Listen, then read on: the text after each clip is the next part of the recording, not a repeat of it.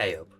So today we're going to be starting our 4-film run of Sergio Martino films, and we're kicking off with one of his early Giallo efforts, and one that I've been dying to look at just based off of the cover alone.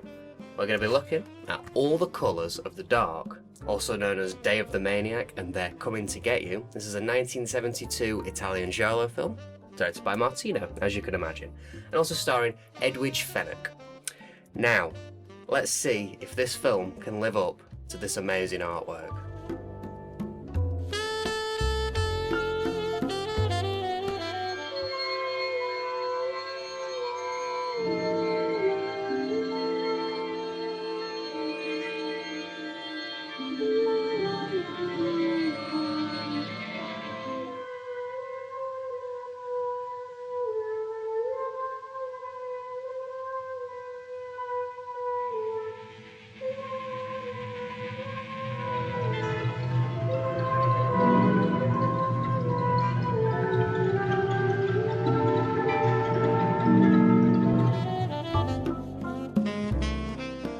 The film follows Jane, who, after a car crash that kills her unborn child, starts having strange dreams about a man with blue eyes and a knife. The dreams start to blur with reality, and a cult leader takes advantage of a vulnerability.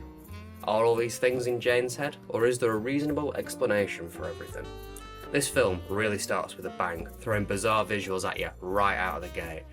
While it doesn't maintain the manic pace throughout, it never seems to dip, and it kept me engaged. There's plenty of twists and turns and bizarre, trippy visuals.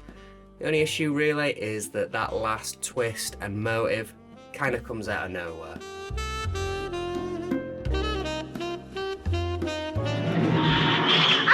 Jen! What's the matter, darling? What's wrong? Good evening. Evening.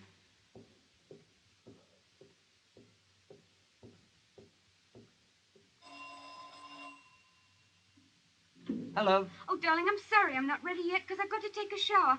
Come on in, I'll be ready in a sec.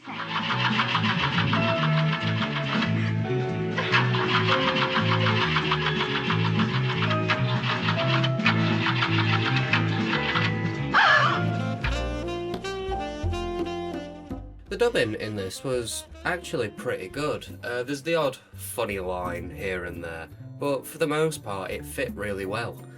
The acting, on the other hand, I can't say the same for. All the female characters have pretty much no expression throughout the whole film, to a point of uncanniness, and it's very distracting. There is gore here, but it is definitely not the main focus. It's minimal, but it's very effective, the stuff that we do get. This film is very sleazy though. The first half of it is pretty much entirely just sex and nudity. Finding clips from the first half of this film that are YouTube appropriate, very difficult. The main reason to watch this though, the main draw, is the experimental and trippy editing. The use of repetition and hard cuts is very jarring, but in a good way. And the dream sequences that uses colour and all these crazy camera angles, it all just works very well to create a very unique experience. Thank you. Nobody ever writes me a letter. People like me are popular. Mrs. May.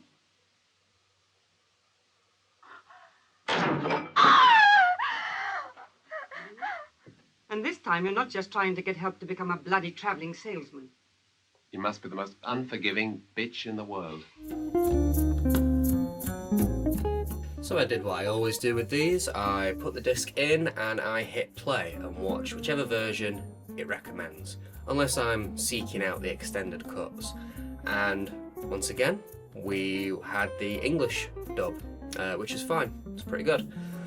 The weird thing about this one though is that all the signs in the film, I don't know what language they're originally written in, and I'm not sure what they were translated into either. But the subtitles that come up are not English, I guess Italian, I'm not sure. Meaning that unless you, if you want to read the signs in this film, you need to have the English subtitles on, but that just has the English subtitles throughout the entire film on. A little bit annoying. There's a few signs that you can't read in this, unfortunately. Outside of that though, the print was excellent and the audio was very good, very passable. And on the disc, we get the usual fare again.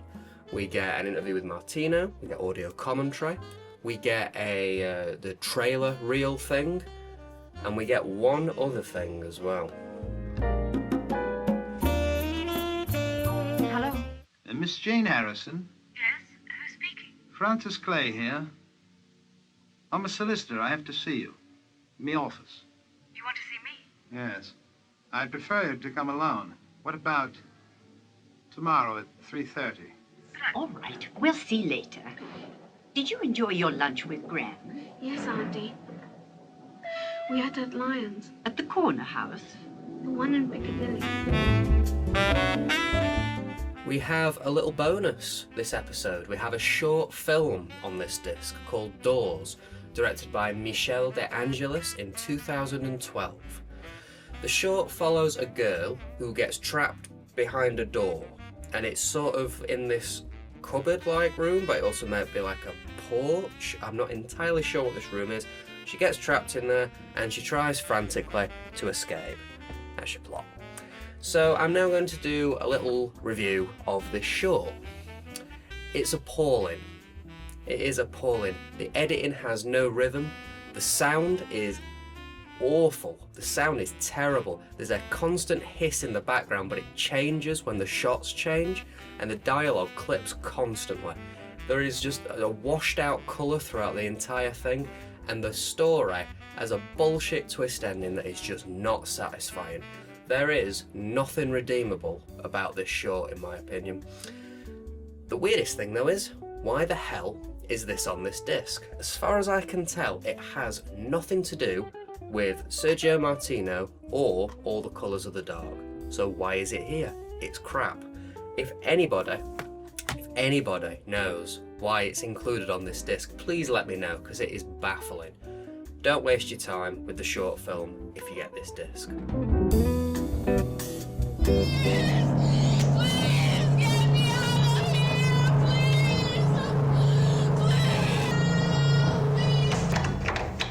God damn it.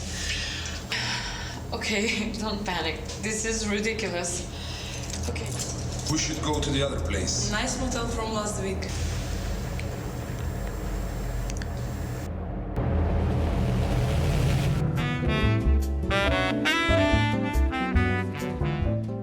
Alright then, after that little tangent, let's get back to the main event, shall we? And it's case time. Outside of some silly emotive language to sell the film, everything seems alright. Even the runtime's correct. The only thing that irked me is, it's a little nitpick, is the 2 exclamation marks here. In my opinion, 2 never looks good, either 1 or 3. But that's just me. We once again have the reversible cover, both looking great, and once again this is a numbered copy, being numbered 5107. A very late pressing perhaps, but who knows, because we don't know how many they made. One more thing that made me laugh, on the menu, where most menus usually say feature or play, this one just says the film. Don't know why, but it amused me. Overall then, it's a pretty decent watch. Does a lot with its editing and its style to keep it engaging, and it never really loses its pace or outstays its welcome. While it's definitely not the greatest Giallo film ever made, it's probably worth your time. This is a really good way to go as well. The Shameless Blu Ray is pretty decent. Just don't watch that short film. It's 10 minutes of your life you'll never get back. Now, if you're someone who likes to import, you might be interested in looking at the Severin release. That seems to be the most definitive, including every version of the film ever made, including like the US version and stuff like that. If that sort of thing is worth the import costs for you, then it's probably the way to go. If not, and you're UK bound and you just want to see the film, this is a decent way to go, really. So, good film this week. Very good film. Let's hope that next episode we can continue enjoying the Sergio Martino films. So we're going to be taking a look at The Strange Vice of Mrs. Wardh. What a silly name.